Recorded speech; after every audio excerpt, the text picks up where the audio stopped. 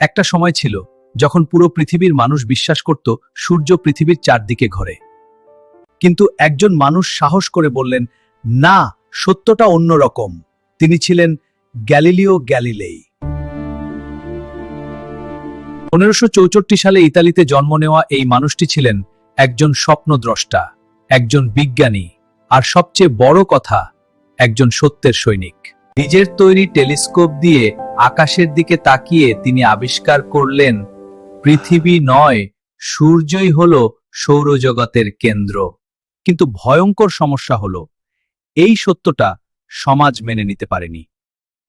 Church তাকে হুমকি দিল, বিচারের মুখোমুখি দাঁড় করালো, এমনকি তাকে বাধ্য করা হলো নিজের কথাকে অস্বীকার করতে। কিন্তু জানেন কি, মন থেকে তিনি কখনোই তার সত্যকে অস্বীকার করেননি। তিনি বলেছিলেন, তবুও পৃথিবী ঘোরে। এই সাহস, এই দৃঢ়তা তাকে ইতিহাসের পাতায় অমর করে রেখেছে। আপনার জীবনেও এমন সময় আসতে পারে যখন সবাই আপনার বিরুদ্ধে যাবে, যখন আপনার সত্যকে কেউ বিশ্বাস করবে না।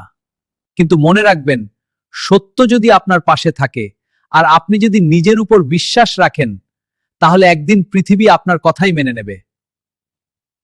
গ্যালিলিওর মতো সাহসী হন, সত্যের পক্ষে দাঁড়ান, কারণ সত্য কখনো হারে না, শুধু সময় নিয়ে জিততে।